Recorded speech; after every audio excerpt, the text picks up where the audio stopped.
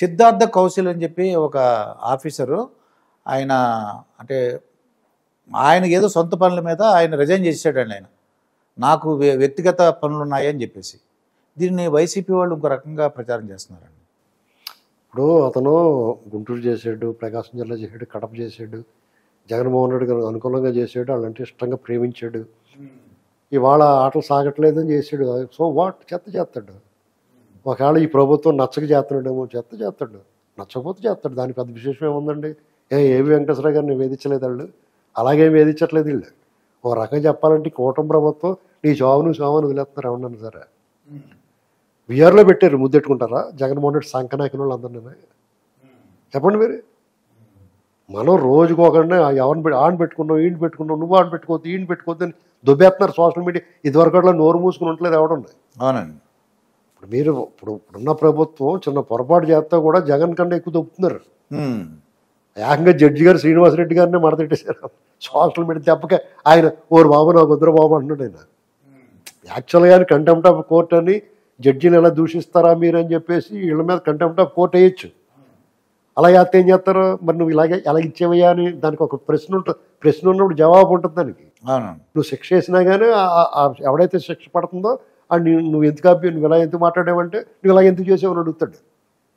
ఇంకా అలాంటి వివాదాలకు అనవసరం ఎందుకని చెప్పేసి అతను మీకు దండన బాబు అన్నాడు. అవునా కదా.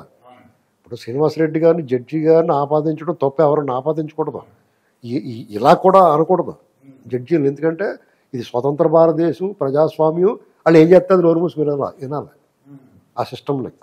అందుకనే దాన్ని వాళ్ళు రెస్టారెంట్ చేస్తూ ఉంటారు.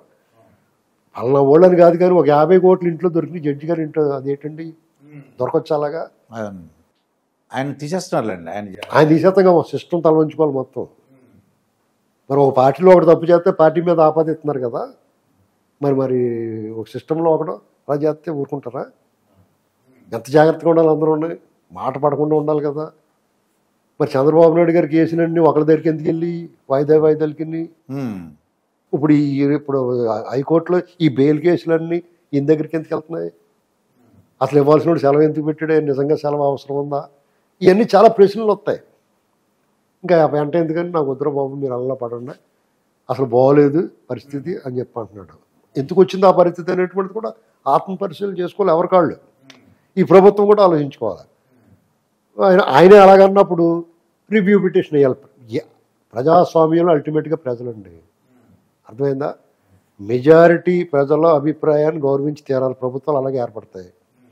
కొంచెం మెజారిటీ ప్రజలు వాళ్ళని విమర్శిస్తున్నారు, ఇది కరెక్ట్గా లేదండి.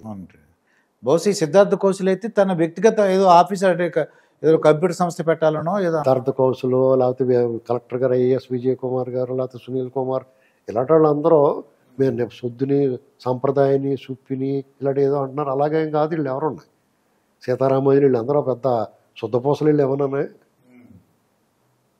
జగన్మోహన్ రెడ్డి ఇప్పుడు క్రాంతి రాణా తాత ఇలాంటి వాళ్ళు అందరూ ఏం చేశారండి, విశాల్ గున్ని వీళ్ళందరూ మంచి ఆఫీసర్లుగా పేరు తెచ్చుకున్నారు 14లో. అంత ఓవరాక్షన్. జగన్ రాగానే వీళ్ళు కూడా తినటానికి అలవాటు పడిపోయారు.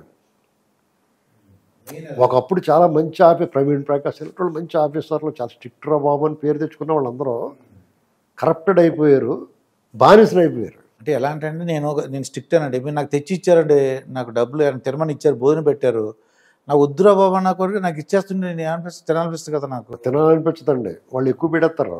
వీడు స్ట్రిక్ట్ ఆఫీసర్ అంటే రేట్ ఎక్కువ ఉంటుంది. వాడు తీసుకుంటాడు అనుకోండి, అడుగు రేటు ఉంటుంది, అది ఇచ్చేస్తారు. తినడానికి వాడికి ఎంత ఇవ్వాలో తెలదు మీకు. అర్థమైంది మీకు? అది అప్పుడు ఇంకా రేట్ ఎక్కువ పలుకుంది. ఇప్పుడు ఇండెఫినెట్ అది.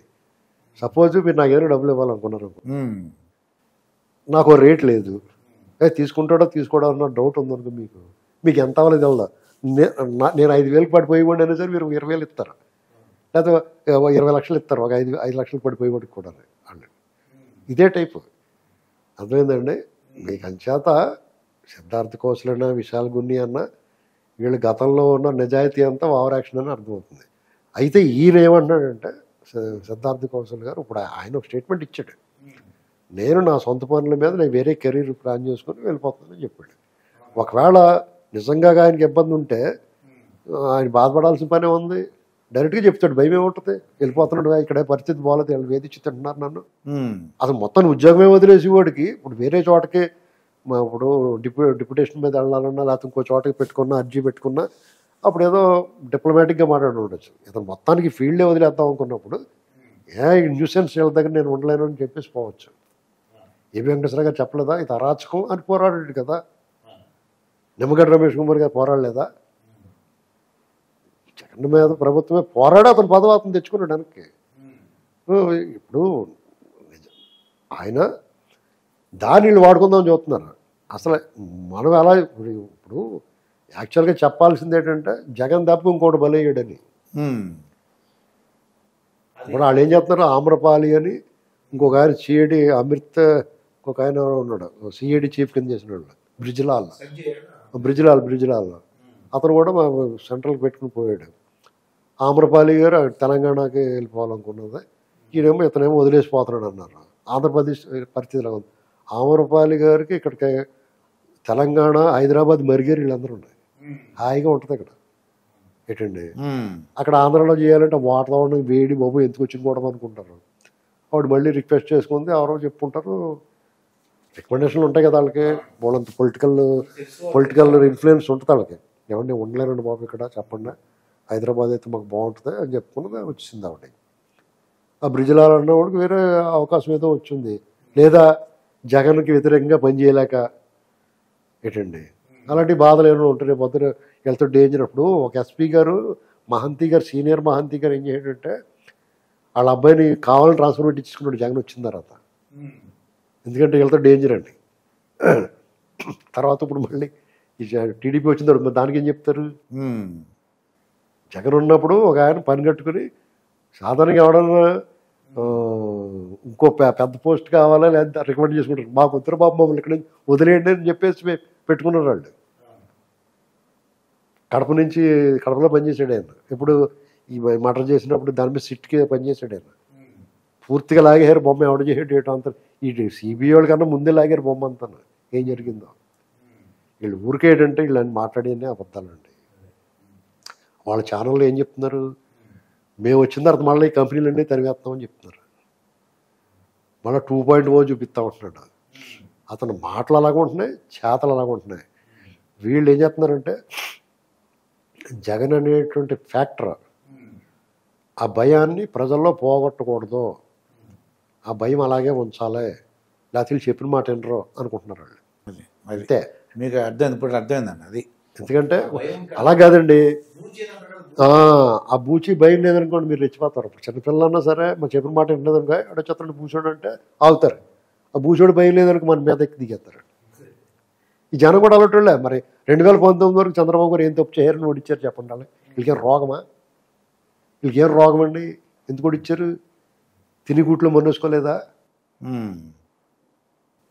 ఇప్పుడు ఈ పనికిమాలినోడు వచ్చే కోసం ఎందుకని ఒకసారి రావాలి, ఒక ఛాన్స్ ఇద్దాం అనుకున్నారు, తర్వాత లబోదీపమన్నారు. ఎవరు చేసిన కర్మలు అనుభవించాలి. ఇప్పుడు మళ్ళీ అలాంటి తప్పు చేశారనుకోండి, వాళ్ళ గతి ఇక దేవుడు కూడా వచ్చి అని ఉమ్మేసిపోతాడు. ఎందుకంటే అటువంటి ఇంకా ఆదరించారు. 30% 40% ఓట్లు ఉన్నాయంటే అతని అంకాల మళ్ళీ వస్తాడు చీయని ఆతల బొమ్మ అనుకున్నాను. సిగ్గు లేకుండా అతనికి సిస్టంలో చదువుకున్న వాళ్ళు, అధికారులు, న్యాయమూర్తులు, ఇలాంటి వాళ్ళందరూ కూడా వాళ్ళ తరఫున పనిచేస్తుంటే, వాళ్ళకి సహకరిస్తుంటే ఈ దేశంలో స్వాతంత్రం వచ్చి సుఖమే ఉంది. ఎందుకంటే మన స్వాతంత్రం మళ్ళీ అందరం కలిపి ఒక అర్జీ పెట్టుకోవాలి, బ్రిటిష్ వాడికి వచ్చేంటారా బాబు మళ్ళీనండి. వాళ్ళు ఇంకేంత కొంత నయ్యం మన మీద. మీరు నమ్మరు, ఒక ఐఏఎస్ ఆఫీసర్ కూడా నాతో మాట్లాడినప్పుడు జగన్మోహన్ రెడ్డి గారికి ఎంత సపోర్ట్ చేశాడండి. ఆయన చేసిన తప్పు ఏంటని అడిగేవాడు నన్ను. నువ్వు టీవీలో ఇంటర్వ్యూలు చేస్తున్నావు కదా, ఏంటి ఆయన ఏం తప్పు చేశాడు అని. నేను స్టర్న్ అయిపోయా. అదే మరి అలాగే ఉంటుందండి. వాళ్ళకి జగన్మోహన్ రెడ్డి తప్పు ఏం చేసాడు అన్నాడంటే ఆడు మనిషి కాదండి, ఆడు ఎవడైనా కానీ మంచి జనం ఎత్తినట్టు కాదు. వీళ్ళు గొప్పలేనేం చెప్పట్లేదు నేను. అతను మాత్రం అరాచకవాది. అతనికన్నా ఒక్క 10 రూపాయలు తక్కువ ఉన్నా కానీ వీళ్ళే మంచోళ్ళు.